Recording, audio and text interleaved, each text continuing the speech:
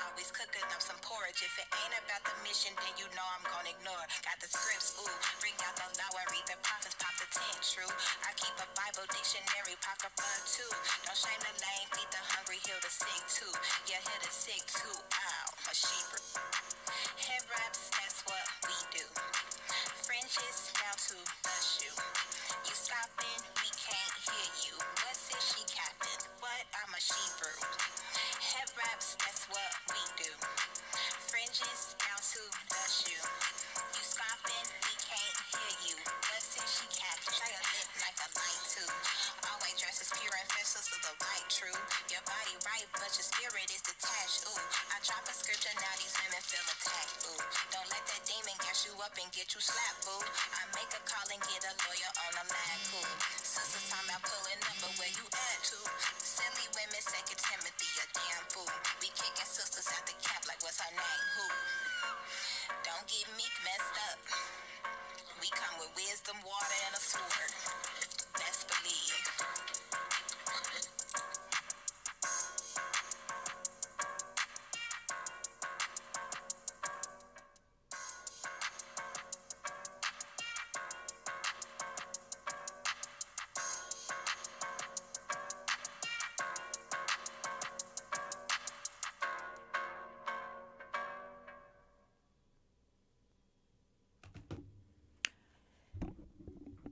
Peace, everyone.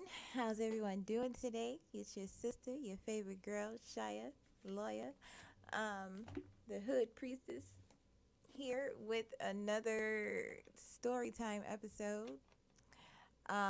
Today we're gonna be talking about the lies people tell. My goodness, so many lies, so many lies. Okay, so I'm first gonna read about uh, asexuals and plant kin. Um, we'll talk about albinism and couscous, unusual couples. Different things today we need to touch on. So let's go ahead and jump right in. Let me find my first article. I might have.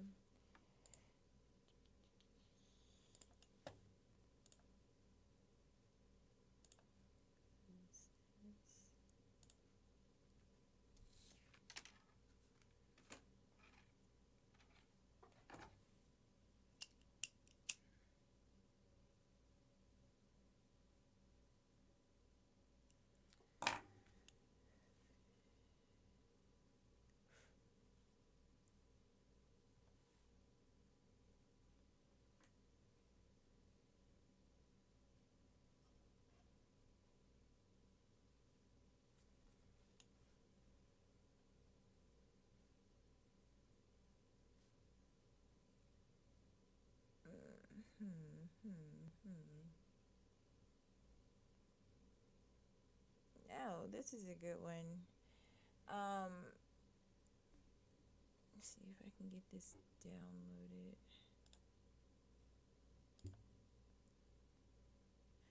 It's called The Language of Man by Lucy Irregrug. I can't pronounce these names.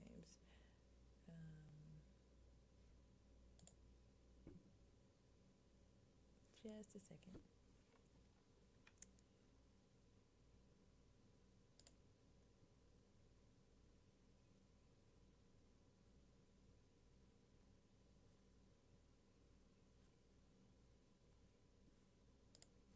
Okay, let me share my screen.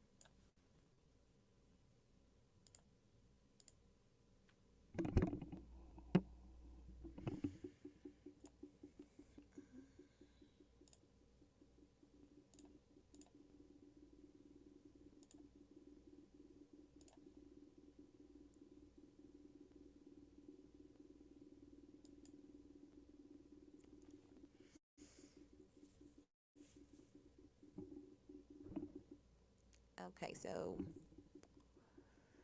this is cultural critique Number 13, the construction of gender and modes of social division. Autumn 1989, pages 191 through 202. Let's see.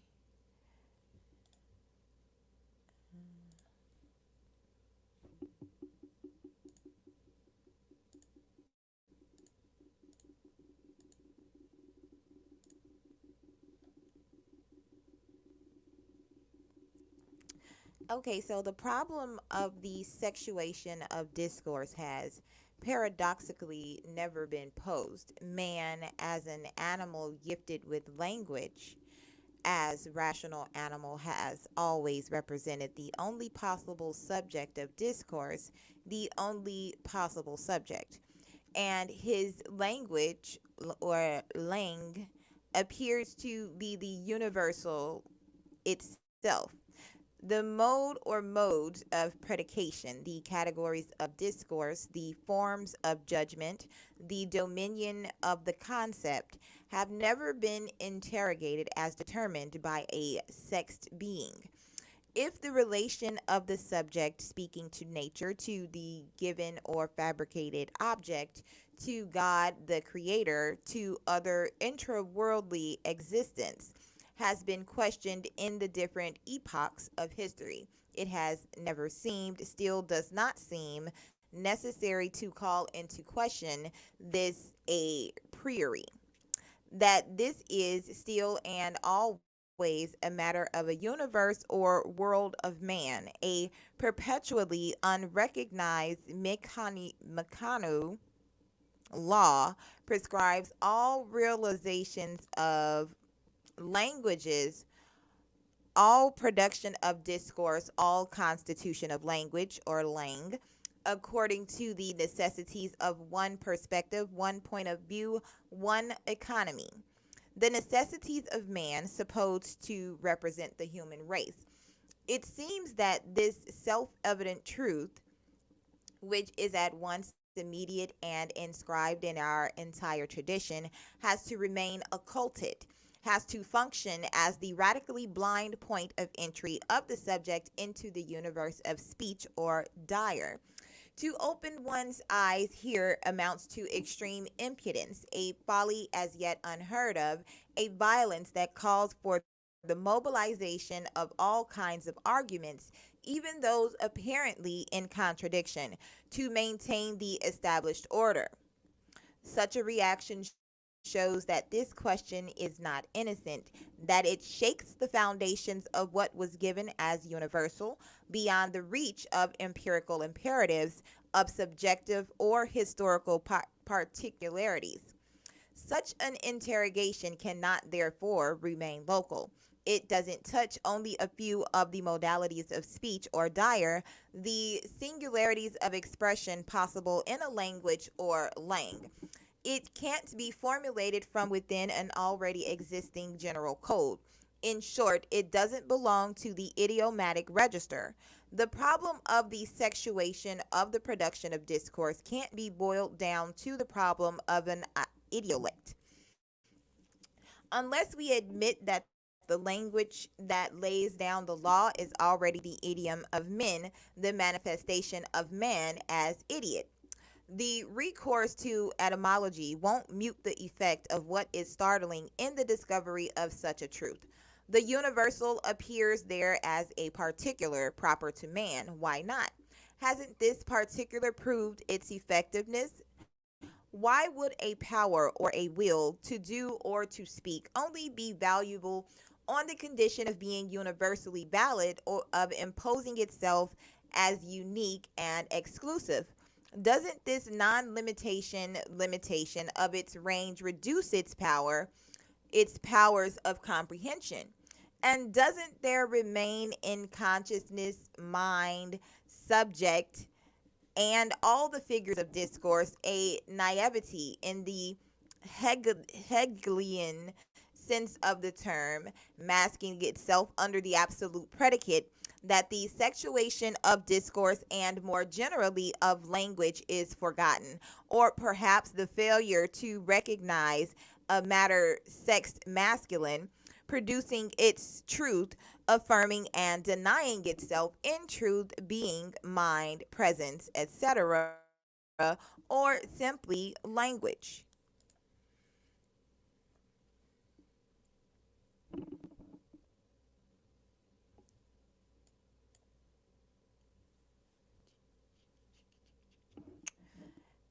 Certainly, some anthropologists of distant or local peoples raise the question of the men or women difference in the mechanisms constitutive of a culture and its language or languages, but their affirmations seem always to have been resubmitted to a first philosophy, never to return to the anchoring point of the word parole in order to interpret it as andrologic and not as anthropologic. A sexed subject imposes its imperatives as universally valuable, as if they alone were capable of defining the forms of reason, of thought, of meaning, of exchanges in general. It leads us back still and always to the same logic, to the only logic of the one of the same, of the sameness of the one. How do we make apparent that which reveals itself only in exiting this autological circle? That which takes place only in removing itself from its own modes of demonstration. A difficult question. To demonstrate nothing risks maintaining the status of the other as infants, endlessly providing material for the functioning of the same discourse. To enter too simply into demonstration amounts to abolishing difference again and to resubmitting oneself to the same imperatives. How do we speak the other without subordinating it again to the one? What method could even render this question perceptible? Here are indicated tentatively some applications and implications of the masculine sexuation of discourse, using some of its own methods to try to make its always occulted presuppositions understood. An eidetic structure commands the functioning of our truth. No existent, no relation to the existent, can state itself without reference to a model that determines its manifestation as an approximate miming of its ideal being. The generic dominates the appropriation of meaning. No language is capable of speaking the truth without submitting to the common or proper terms that mold it into adequate, that is to say, essential forms. How do we ask this question of such a logical economy? What happens to nature in this discursive functioning? Always already reduced in the subordination to ideas, it can no longer be represented except through categories that remove it from immediate sensory perception. This natural causality, however, subsists and maintains the production of ideas. Where and how does it appear in the forms of discourse? What remnant of silence resists such formations? What is said or made of sensory immediacy by truth or the logos? And on the other hand, what effects does that remnant allow to be articulated, to be translated into language? For are there ever ideal effects that aren't already found to be reduced insofar as they are effects? From the very beginning, then, logic would annihilate one mode of relationship to effect for man and woman. In effect, there is only one idea for each existent and each apprehension of the existent. Now, can't this eidetic, eidetic, eidetic structure be interpreted as the impossibility for man of giving meaning to his natural beginning, of predicating his relationship to a matter mother from which he comes? He comes from it, but he exists as a man. In separating himself from it, in forgetting it, in interrupting every bond of continuity, in suspending every sympathy in the etymological sense of the word with this primary matter, irreducible to his being man, son etre, home, at least as he represents it to himself. The principle of identity that lays down the law, preserving him from any relapse into a heterogeneity capable of altering the purity of his auto affection. Would women have nothing other to say about this relationship to the natural? Not simply in the mode of a complement or supplement to the speech already existing, but as a different articulation by the animal speaking to nature, to matter, to the body. Women don't have to distinguish themselves like man from the nature mother that produced them. They can remain attached to her, indeed identify themselves with her, without losing their sexual identity. This would permit them, were not the authority of the principle of self identity decreed by man, to enter in another way into the universe of speech, to elaborate the edifice of language differently, reconnecting it to the primary matter in an unprecedented kind of speech, or parole.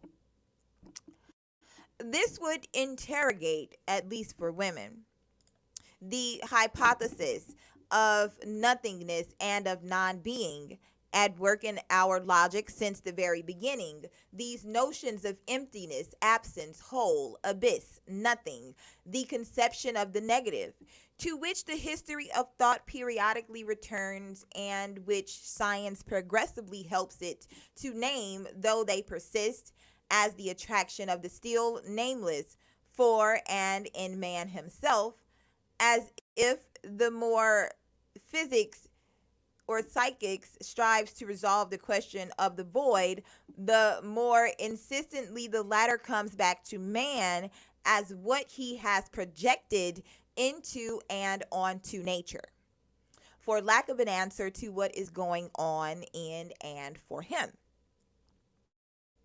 If the geometric and more generally the mathematical model that he has applied to the deciphering of the natural existent has permitted man to elaborate a theory and display its effectiveness, the dominion of this mathesis over the discursive function has constituted him, but just as surely dispossessed him as subject. In what ratio, to what degree has man subjugated himself insofar as he is corporeal, sexed matter? And the ideal that he has imposed on himself as a norm, hasn't it at once assured his power, his mastery, and mortified and annihilated his relationship to living nature? If psychoanalysis interprets something of this schism of the subject man, it reintroduces certain philosophical a priori. It describes and rearranges man's sexuality according to the preeminence of the death drives over the libido, the automatism of repetition as a privileged spatio-temporal scansion, the triumph of the principle of constancy, the desire for homeostasis, etc., the love of the same and the rejection of difference. It resubmits the unconscious to the most fundamental laws of the consciousness. Or more exactly, it discovers the unconscious to be the wrong side or reverse of the consciousness, reclosing the circle of the constitution of the subject by leaving it substantially unchanged. Psychoanalysis unmasks, at least in part, the underside of a functioning system, but it doesn't disturb it. It maintains, indeed confirms, man and his destiny, his perennial discourse. It doesn't go so far as to question the sexuation of discourse itself, of the theoretical in general, a theory of sexuality. It fails to recognize the sexual determinations of its theory. In this, it remains naively metaphysical, submitted to the autologic of a subject appropriated by for the necessities of the male sex alone. It presents itself as indifferent to sex. Truth.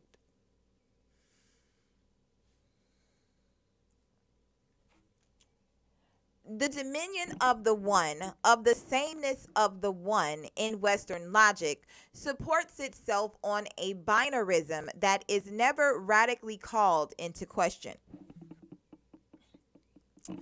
The fact that the question of this regulative model is raised locally in the sciences, including the sciences of logic, or that it has been addressed by certain philosophers since Nietzsche, still doesn't seem to have rendered it absolutely imperative that the question of this model be applied to the discursive function.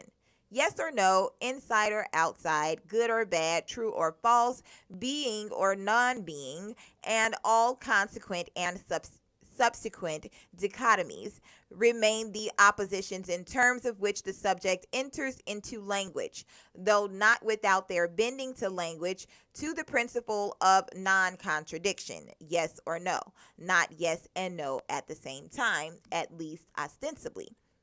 Alternatives that are then measured, tempered, temporalized, and determined in the hierarchical mode. The assumption always being that the contradiction can be resolved in the right term can come to a proper conclusion. The substantial consistency of the one of the subject capable of surmounting within itself its own antagonisms, the rational animal, is founded on this bipolar dismemberment, its denegation, and the mastery of contradictories. Yes and no to the nature mother, consumed or rejected, introjected or projected. No to this denied, unrecognized ambivalence. Thus is affirmed the identity of a solipsistic subject, playing the same game indefinitely, secure on the firm ground of his language. Inside or outside him, the nature mother is assimilated and rejected, too near, too much inside, mixed up with him, ever to be perceived as different, too far outside, not to remain imperceptible beyond, a blind constituent of the world with its inside and outside. The nature mother, the subjects inside, the subjects in itself, out of itself, internal, external, to discourse, nourishes meaning in some obscure fashion and remains expelled from all the universes of possible references. The contradiction, always at work in the order of our reason, must never be revealed as the trace of the passage through an original reduction of the other into the same. It is forgotten in the determination of a natural world, of a physis that is already a creation of man. The perceived movements of this physis are already subjected to the imperatives of his culture, to his own spatio temporality. He who discovers of nature only what his measuring instruments can progressively dominate. How do the denigration of a rhythm specific to the nature mother, this fundamental fort da, constantly recovered and re-emerging in the multiple hierarchical oppositions of in language, how do these also signify the constitution of the world according to an alternation proper to male sexuality? Erection, detum essence. Another question which offers itself as universal will reject, refusing the reappearance of a possible contradiction in a place where logic no longer expects it and can't reabsorb it. A contradiction constituted by the speech of women, which interpolates the truth of a beyond of its supposedly unlimited limit of its measurelessness, and which necessitates a reorganization of its autarkic economy. A contradiction that demonstrates to man that his discourse, his language are the universe and the techniques of man, marked by the imperatives particular to his sex, an intolerable interpretation which brings about the downfall of the order of his claim to the absolute. And what if, for women, dichotomous oppositions didn't make sense as they did for men? At least not without a radical submission to the phallic masculine world, which leaves them mute or reduces them to mimetism, the only language or silence permitted them in this discursive order. What if women didn't constitute themselves in the mode of the one, consistent, substantial, subsisting, permanent? And it's propping up of the contradictions that are at once active and occulted in a proper hierarchy. What if women were always at least two, without any opposition between those two, without reduction of the other to the one, without any possible appropriation into a logic of the one, without an autologic closure of the circle of the same? Always at least two, which never boiled down to a binary alternative. The logic of distancing and of the mastery of the other. What if they always spoke many at a time, without the many it being reducible to the multiple of one? How would truth assimilate into its economy? This enigmatic speech, parole, without any known principle of self identity or of non contradiction. What would become of the universal that lays down the law? To continue, what sorts of unforeseeable accidents might occur in the becoming of the essential forms that discourse proposes to itself as its end? What crises of truth or of being would result if an existent which had always been subjected to the laws of predication that are determined by men alone appropriated speech for itself? How might this disturb the premises that ensure its logic?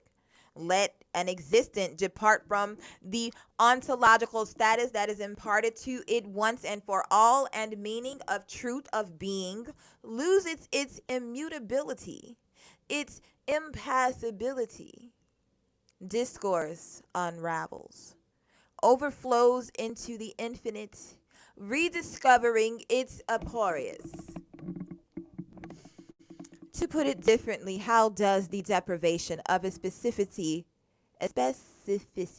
of speech, of language, on the side of the woman make possible the domination of a logic of the form that necessitates both a God transcendence marked by the male sex and the interdiction or impossibility of a regression to primary matter?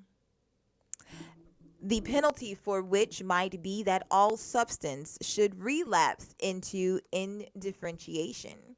Question. Into the loss of individuation? Question. Of self identity? Question. What power finds itself thereby deprived of its own enactment? A substratum that always remains available for the practice of man's techniques? Question.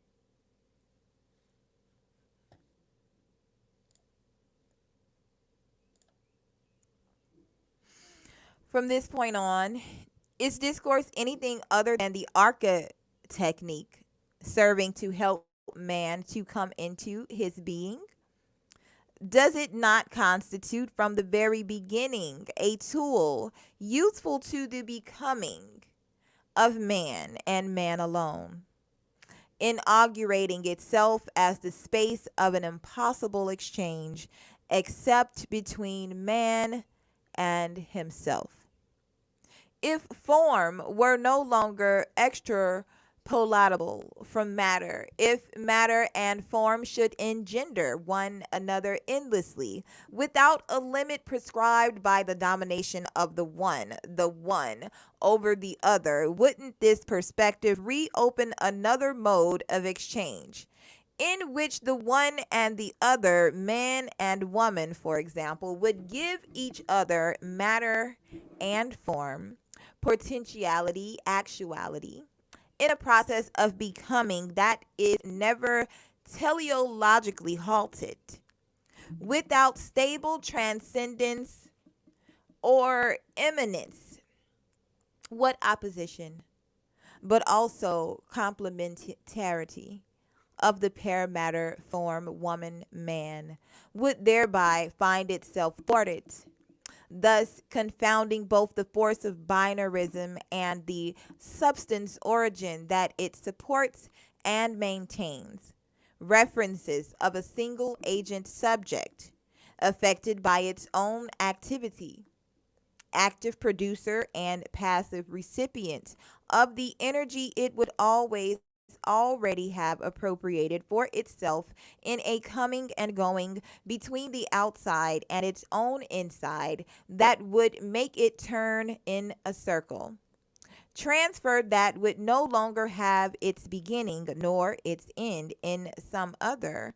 Woman would not appear there, or at best would only be signified as not man, with no specificity except a negative one, with no difference except an aperitic one, a pole, a center of lack that would have to try to raise itself to the only valid human or divine standard.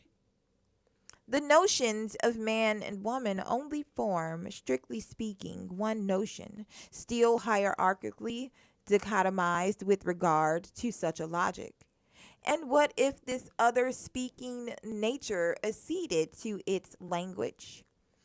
If this hitherto non subjectable subjectum unveiled itself as the resource of another logic, how would this disturb the status of the subject and of discourse? Discourse, logos, would bear witness then to the necessity and the modalities of man's separation from the nature mother. This separation, which constitutes man as man, would require that, starting from an undifferentiated subjectum, he erect himself as a solid entity. In the pre-Socratics, we still find the exorcism, or at least the framing, of fluids by solid realities. The world cosmos surrounds itself with a shell and pinnacles. The world thought closes itself up in a circle with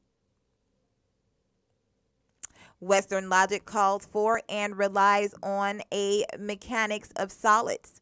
The fluid will always spill over reason, ratio, go beyond measure, plunge back into the undifferentiated, a universe of myths and magic, a night resisting the lucidity of the philosophers who will only approach it to re-enclose it within the shores of their thought. Forgetting that without fluidity, their thought would have no possible unity. That fluid always subsists between solid substances to join them, to reunite them. Without the intervention of fluids, no discourse would hold together. But the operation of fluids doesn't state itself as a condition of truth, of the coherence of the logos. To do that would be to reveal the instability of its edifice, the moving ground beneath it. Don't the sciences interpret, in their own manner, the fulfillment of philosophy as the end of the prevalence of a logic of solids? Aren't they discovering or rediscovering the properties of a dynamic of flow that discourse still resists, constraining us to obey a world of outdated reason, even though we actually live in a universe where the power of fluids is becoming more and more dominant? The economy of flows obliges us to reevaluate what has been determined as subject. The latter only persists as the ashes of an ancient world, debris submerged by the forces of energies that it can no longer master. The discourse of man perpetuates itself as a language, overwhelmed by the technical power of scientific formalizations, engendering themselves according to their own necessities and producing effects which escape consciousness of the destruction and creation of a universe. Man accompanies, is present at, participates in, or annihilates such processes almost by chance. The chance of connections or interferences that escape him and whose relationship to a dynamic of flows deployed outside of the control of reason is yet to be thought. The so called human sciences, the methods of description and of normalization of the whatever that is, often seem to be arrested at the conception of a subjectivity whose relation to the metaphysical is insufficiently questioned. Thus, when psychoanalysis supports its theory of the mechanisms of the unconscious with thermodynamics, it forces the libidinal dynamic back into a closed circuit, imprisoning the pulsional flows in solid reservoirs. The privilege of the principle of constancy needs to be correlated with the preeminence of the death drives. Psychoanalysis re-encloses desire within the frameworks of a classical rationality, a circumscription it stumbles into but from which it hasn't yet exited. This economy repeats itself indefinitely without modifying itself radically, as if the subject had to remain immutable with regard to all becoming physical or historical. Its permanence would lay down the law for all nature or history without ever letting itself be determined by them, an interpretive model for what is already past. Psychoanalysis refuses to listen to that which in the past was not yet speaking. It renews the censures and repressions of the dominant order. Thus, in its theorization of women's desire, it would continue to exhibit and practice an allegiance without fundamental reservations to a logic sexed male. And yet, women's speech would differ from the formal continuum that scans the meter of such a logic, a discontinuum whose movement would no longer be ordained to any assignable end, neither to existence nor to ecstasy, punctual or definitive, but which would engender itself by degrees with quantitative and qualitative heterogeneities, with physical modifications or alterations. A dynamic not entirely foreseeable according to the laws governing the displacement of bodies, a dynamic also stemming from a real void between two infinitely neighboring ones. A speech where infinity would be physically and really at work in the dynamic of flows, where it would no longer represent the risk of an aporia to be enclosed in some kind of ideal reality, but a power whose energy can never be shut up, enclosed in one act, the potential and the actual engendering each other there reciprocally, endlessly. But this language of woman and women is still censored today, repressed, unrecognized, a language held back in latency, awaiting attention to be deciphered in the so-called hysterical symptomatology, whatever that is. Even though the science of the dynamic of fluids already provides a partial interpretation of it, it seems that the science of the subject resists fulfilling its Copernican revolution, the devil, that which is that which it established as normative truth, it refuses to interrogate in its monosexual causality. Any contribution from another sex is only acceptable to it as an addition of stylistic figures whose role is to complete a logical function that remains unshakable. The reality of the dynamic of fluids is supposed to resolve itself into a few flowers of rhetoric in a discourse that is fundamentally unchanged, a prescription that fails to recognize that the logos represents a rhetoric of solids.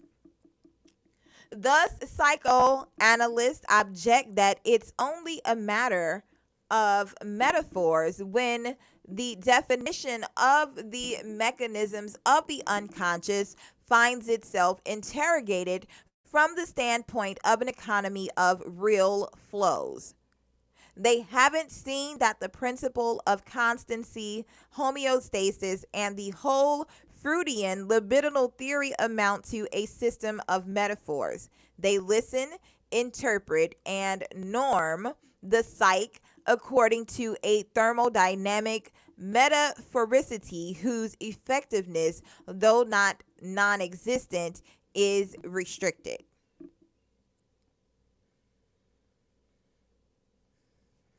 The artificialist perspective from which natural becoming can be approached consistently falls into the trap of the seriousness of a universal and eternal truth, even though this is never anything more than a hypothesis, valid in certain places and at certain times. The subject and its discourse are correlates or counterweights, indispensable and complementary to the extent to which the natural material universe is subjugated at each moment of history. The subject is only an effect or a residue or a reserve constituting itself in accordance with the incomplete technique that man utilizes to build himself a world, a sort of metastable reality, pre and post discursive, which more than ever is overwhelmed by the techniques being developed without his knowing. What subject today still believes in the discourse that it holds to be true, unique, and definitive? In the name of what God does the subject still arrange, order its truth? For psychoanalysts, the answer is relatively clear: the phallus. If we admit that this God also dies, will the space thus left empty bring about a disintegration of all language? Will language fall to dust, crumble into atoms? Will all worlds be reduced to finer and more innumerable units, a decomposition to infinity of all universes? Or will this death make room for that which perhaps he has always taken the place of, something in excess of the economy of solids, which in the end would no longer be thought of as a transcendent entity shielded from all becoming, but as the extrapolation to infinity of a dynamic of real fluids? Very, very interesting article. Very, very interesting. Let's see what else I have.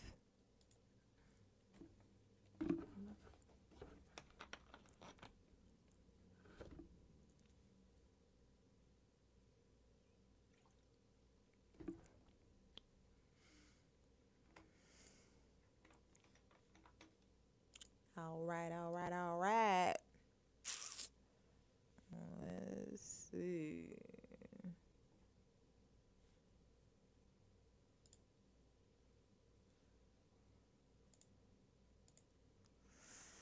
All right. So now we are going to talk about albinism. Let me share my screen again. Sharing my screen.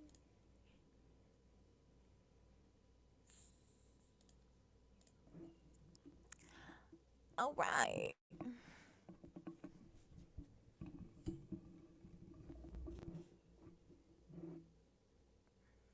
All right. People of color with albinism asks, where do I belong? Growing up, Natalie Devora always questioned how she fit into her African American family. Everyone was brown, and then there was me, Devora says. I'm a white skinned black woman.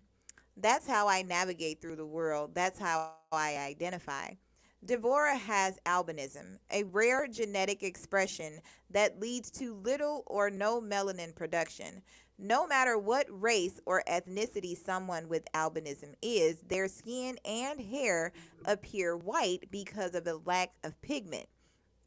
It is estimated that one out of every 18,000 to 20,000 people born in America each year has some form of albinism, according to the National Organization for Albinism and Hypopigmentation.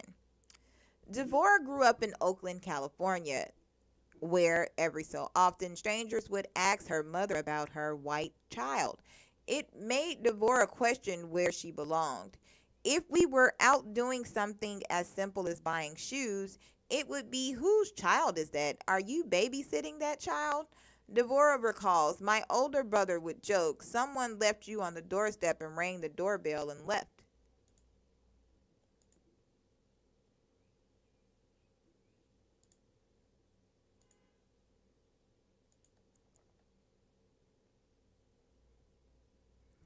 As an adult, Devora felt ostracized when she attended a meeting for female writers of color at a bookstore in Oakland.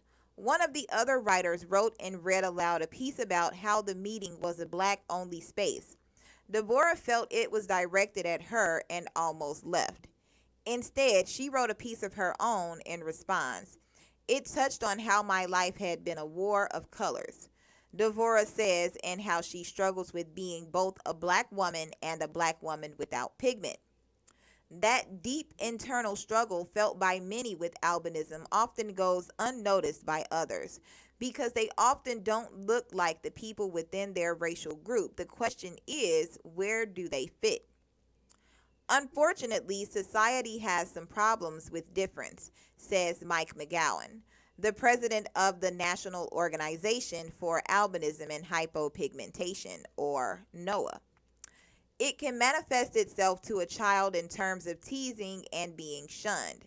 It can manifest itself within the family, where family members or parents may feel that they have been cursed or have difficulty dealing with a child who is different or looks different. It helps when people with albinism have a chance to get together and talk, says McGowan. That's what NOAA does. It was founded in 1982 in Philadelphia, and its roughly 1,000 members meet at local chapters in places as diverse as the San Francisco Bay Area, Northern Illinois, and South Texas. NOAA holds annual conferences, picnics, and fundraising bowl-a-thons nationwide for adults and children with albinism. There's almost a familiar connection that happens even though we are not related by blood, McGowan says. The condition gives us a common experience worth sharing. There is little written about dealing with albinism or its psychological effects. In popular culture, albinism is often depicted negatively in a slew of books, movies, and television shows, from the assassins in the Da Vinci Code and The Matrix Reloaded to the evil albino character in The Princess Bride hell-bent on torture. The word albino is also deemed as derogatory by many in the albinism community, though it is often used in popular culture. Many members of the community prefer to be referred to as people with albinism. So, what's behind the villainous references and negative treatment of people with albinism? A lack of understanding of the disorder, says Dr. Murray Brilliant, director of the Center for Human Genetics at the Marshfield Clinic in Wisconsin. At the center, Brilliant conducts research on genes that influence human health disorders.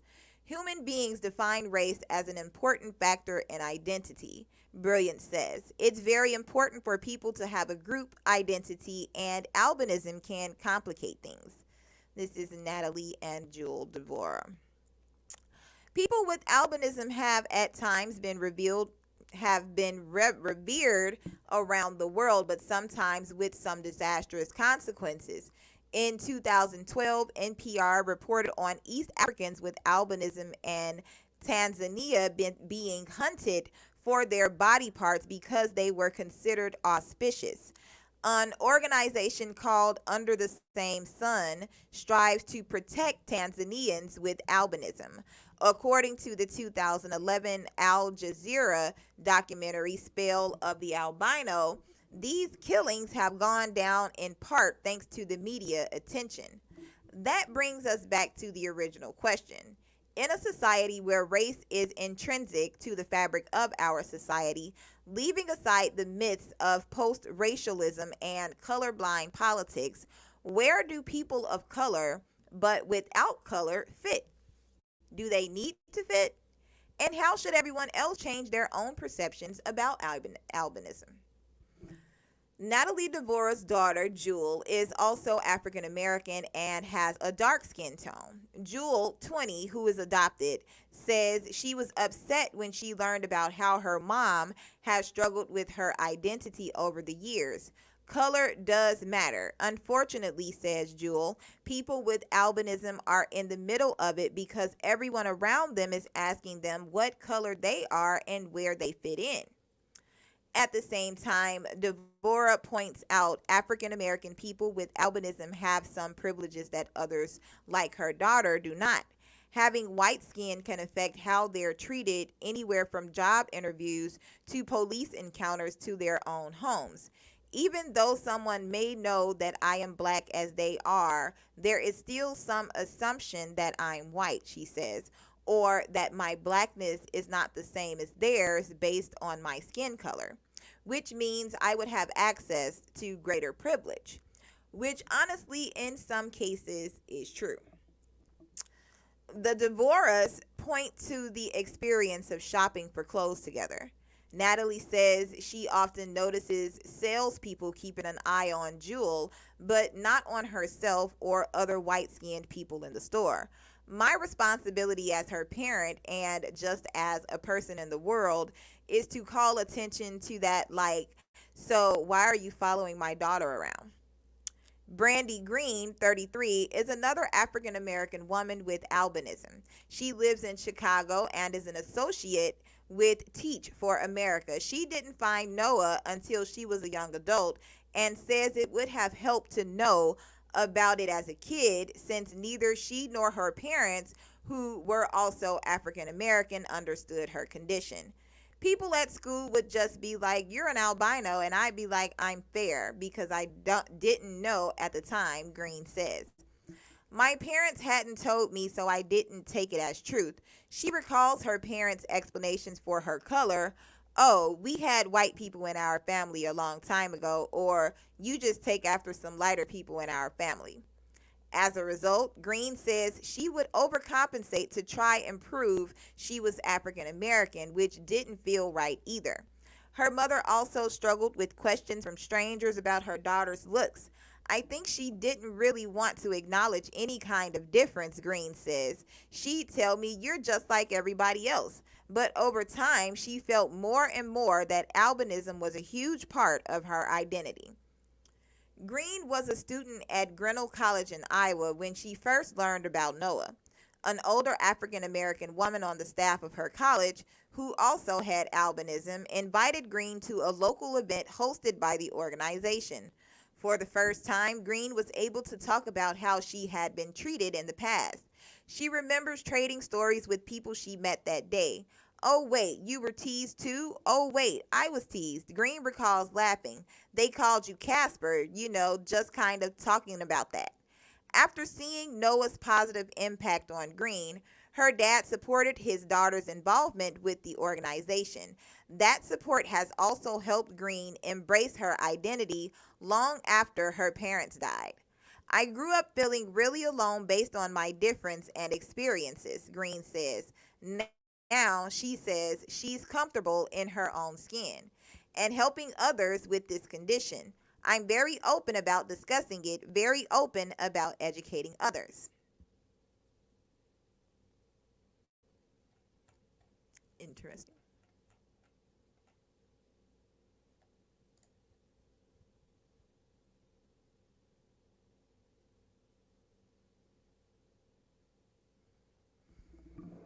Okay.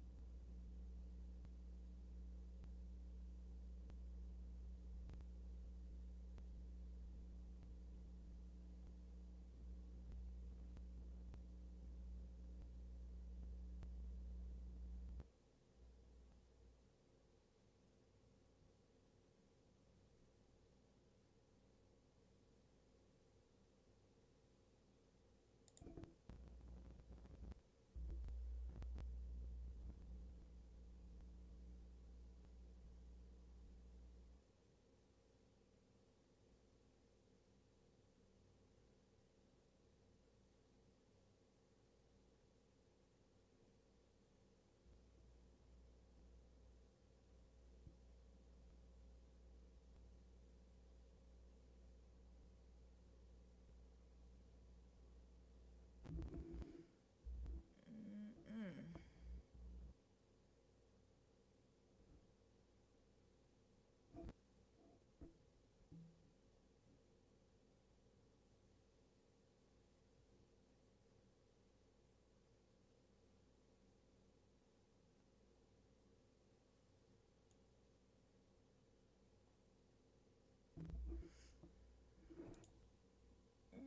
Mm-mm.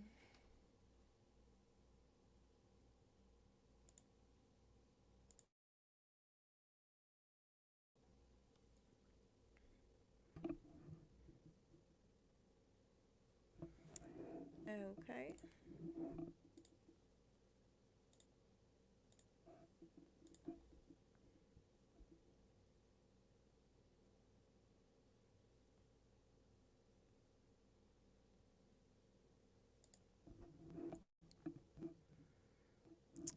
This article here is from metroweekly.com and it is about Disney's Proud Family revival featuring gay couple voiced by Billy Porter and Zachary Quinto. Let me just make this bigger.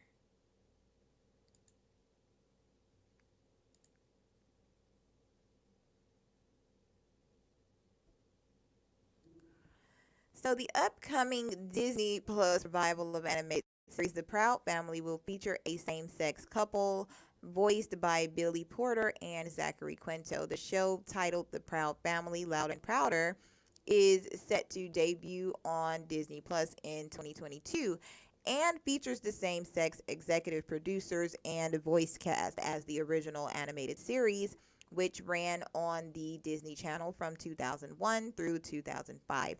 The Proud family centered on 14-year-old Penny Proud and her family, father Oscar, mother Trudy, siblings Bibi and Cece, and grandmother Sugar Mama, as well as her friends Dejanay, La Cienega, and Zoe, all returned for the new revival, and they're joined by new characters Randall and Barry LeBouts Jenkins, voiced by Porter and Quinto, respectively, who are the parents of new character Maya, voiced by Kiki Palmer. Rich Kids of Beverly Hills, E.J. Johnson also joins the cast as the voice of Michael, replacing his original voice actor Phil Lamar. Oh, goodness. So Michael is Penny's best guy friend, and a non-conforming trendsetter who serves fierce looks at school and on the basketball court, per Entertainment Weekly. The series is currently in production under Disney Television Animation and expected to debut on Disney Plus in 2022. It will be executive produced by Bruce W. Smith, the Princess and the Frog, and Ralph Farquhar Moesha, who produced the original incarnation of the show. For those wishing to catch up on the original two series and the subsequent TV movie, they're currently available to stream on Disney Plus.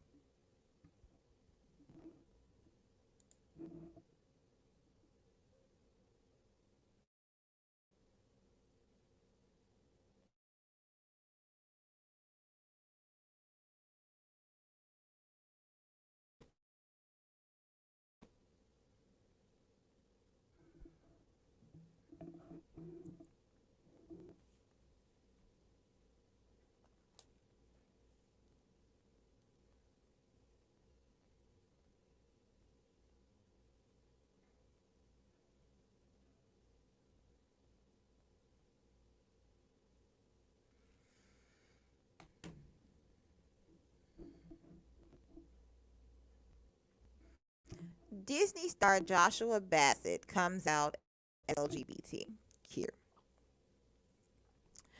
Um, Star of Disney's musical, the series came out during an interview. This is May 17th, 2021. It says that he has come out as queer. Bassett casually shared the information during an interview and reiterated his identity in a statement on social media. Speaking to Clever News about singer Harry Styles, Bassett said, "I think he's a nice guy. What I admire about Harry Styles is that he's a very classy man, and he's very well rounded," he continued. "He's cool. He's just cool. Who doesn't think Harry Styles is cool? Also, he's hot, you know? He's very charming, too. Lots of things." The actor and singer appeared to be a bit stumped after making the comment, adding, "This is also my coming out video, I guess." Joshua Bassett comes in a new interview where he compliments Harry Styles. All right. What else is going on around here? Brazilian gay man gang raped, forced to carve anti-gay slurs into body in barbaric attack. That's disgusting. Tig Notaro jumped from comedy to action star Netflix Army of the Dead. Loki is gender fluid in Disney Plus series, and Tom Hiddleston is thrilled. Gay couple surprised who was behind years of homophobic harassment. Male teachers wear skirts to school after boy sent psychologist for his outfit.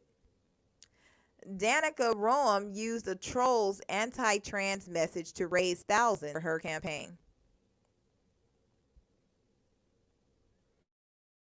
My entire life, people have told me my sexuality. People have shamed me for things they know nothing about. I want to say thank you to those of you who stand for love and acceptance. Toxicity, hatred, and negativity say less about the subject. but say far more about those who spew it. It's 2021. We are a generation of love and growth. It's time we start acting like it. Whether you love me, hate me, or damn me to hell, I love you all the same. Love who you love shamelessly. It's okay to still be figuring out who you are. Life's too short to let ignorance and hatred in. I choose love. To anyone in who claims to clarify, no, he doesn't owe us any clarification, and you need to respect that. Leave him alone. For those of you, yes, coming out and going again comes of heterosexuality. Also, somebody's sexuality is none of our business and not for anybody else but ourselves to take pride in.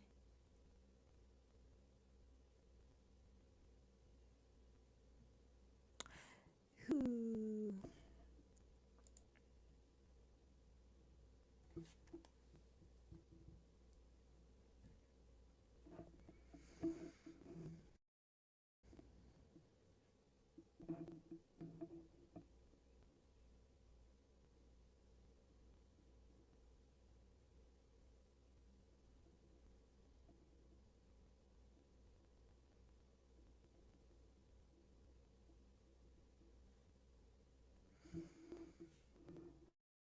So Demi Lovato comes out as non-binary, changes pronouns to they, them.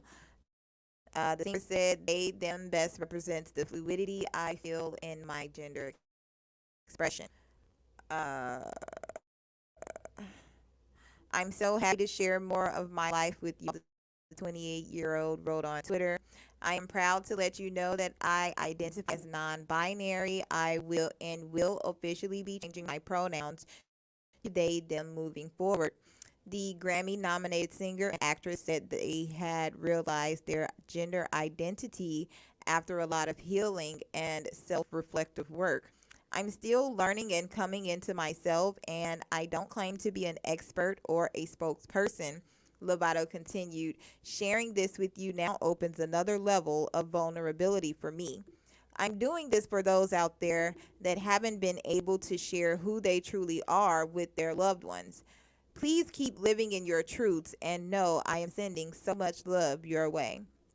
In a video posted to Twitter, Lovato said they, them pronouns best represents the fluidity I feel in my gender expression and allows me to feel most authentic and true to the person I both know I am and still am discovering. This is 4D's Demi Lovato.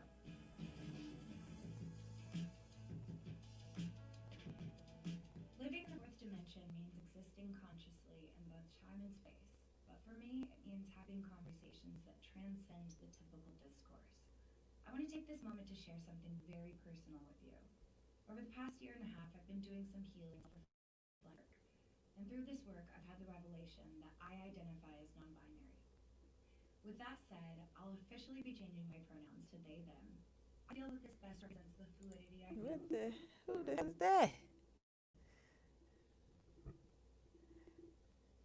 Okay, so Lovato previously came out as sexually fluid and open to dating people of any gender. I'm very fluid, Lovato told InStyle in 2018. I think love is love. You can find it in any gender. I like the freedom of being able to flirt with whoever I want.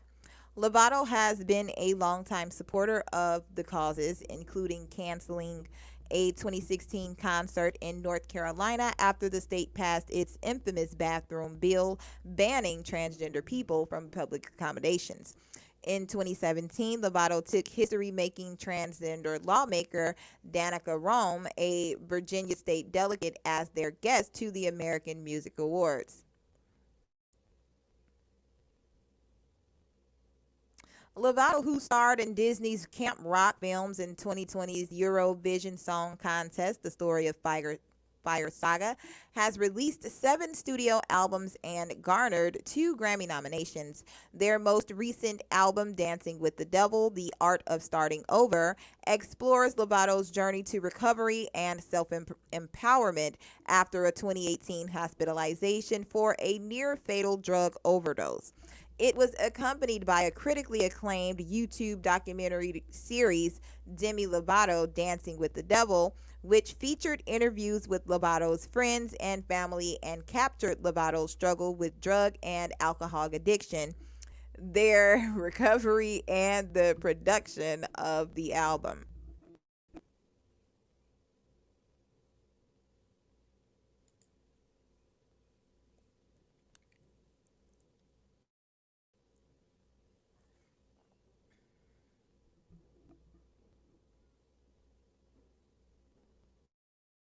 Going down, son. It's going down.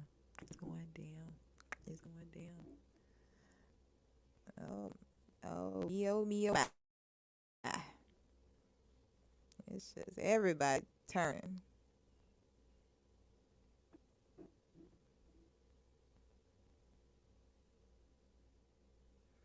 Activists demand boycott of Nelly's as new video of incident emerges.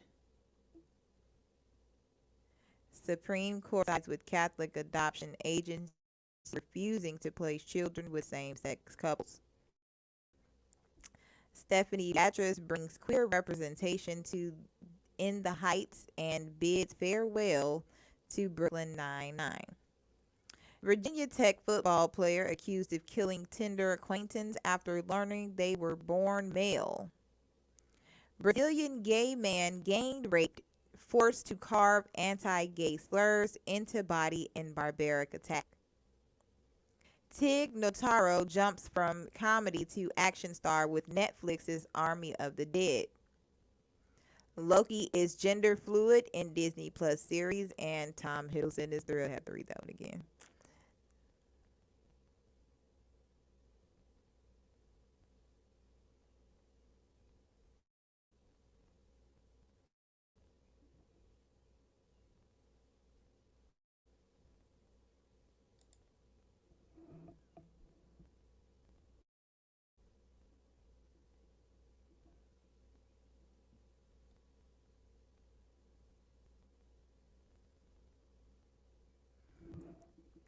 Alleged Neil who said gay people should be purged told police he's bisexual.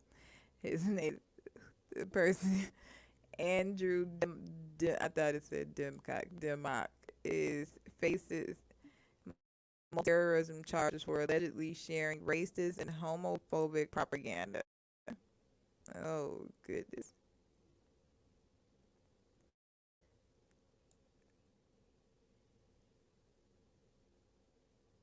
Said he couldn't be because he. That's crazy.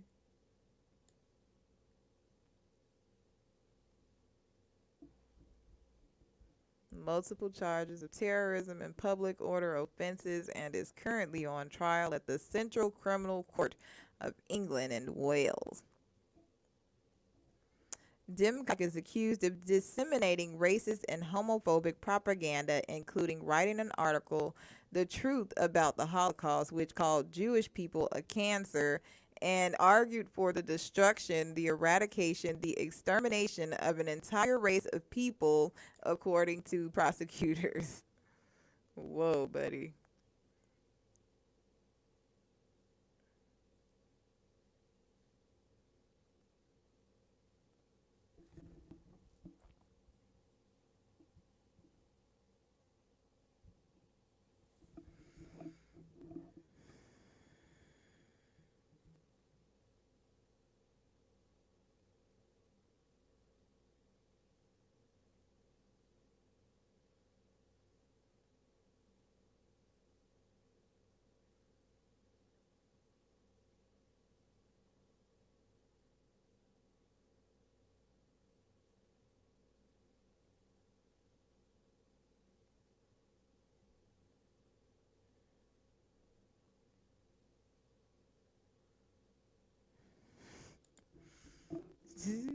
what is going on in the world? I don't watch the news, so all this stuff I'm seeing is be like shocking.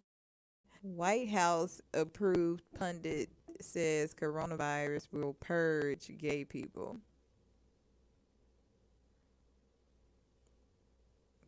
That is very interesting. True News, Rick Wiles has a history of spreading racist, anti Semitic, and homophobic conspiracy theories. A pastor and right wing broadcaster who was recently granted press credentials by the White House has claimed that the coronavirus was sent by God to purge a particular type of people. Rick Wiles, founder of Christian website True News, was credentialed to cover Donald Trump's trip to the World Economic Forum in Davos, Switzerland last week, Slate reports.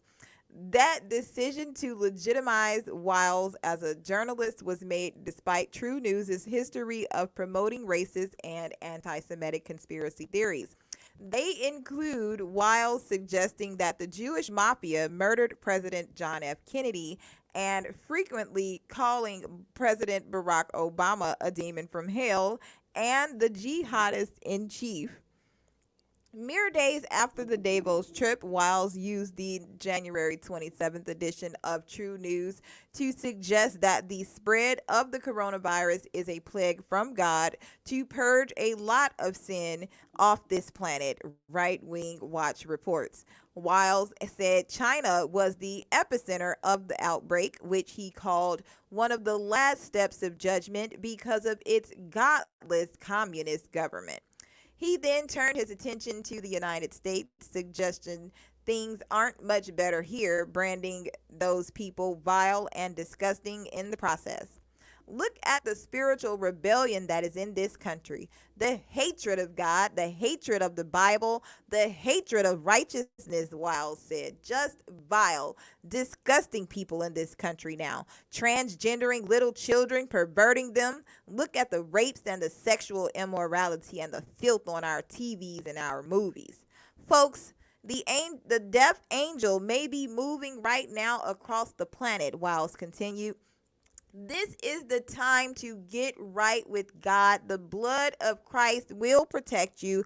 Do not fear if you are living right now. The blood of Christ is on you. You have no reason to fear this death angel. But those of you who are opposing the church of God, mocking God, attacking his servants, you'd better wise up because there is a death angel on the loose right now, and you are going to get an attitude adjustment. You.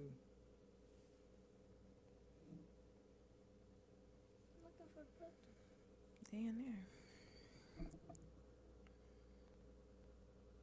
Wiles is no stranger to equating viral outbreaks with those people. In 2014, he said that the spread of Ebola could solve America's problems with atheism, homosexuality, sexual promiscuity, pornography, and abortion. In 2017, he said that Hurricane Harvey, which caused $125 billion in damages and caused over 100 deaths, was a result of the city of Houston's devotion. Here's a city that has boasted of its devotion, its affinity for the sexual perversion movement in America. They are underwater, he said. That same year, he claimed that if God sent angels to this country, they would attempt to rape them, adding without evidence that he had read comments by rights activists about what they want to do to our Lord Christ.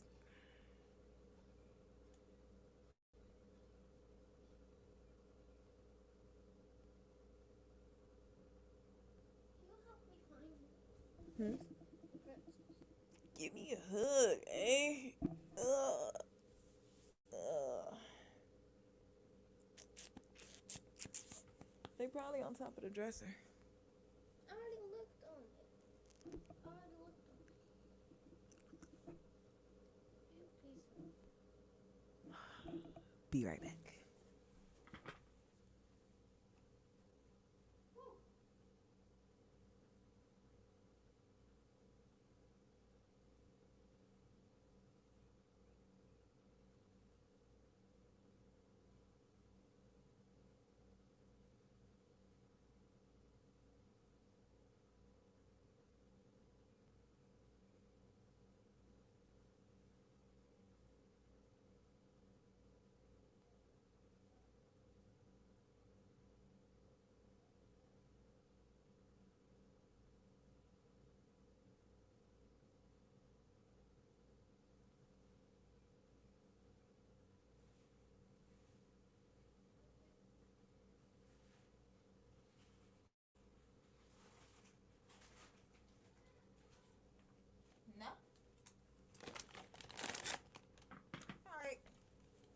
take a break.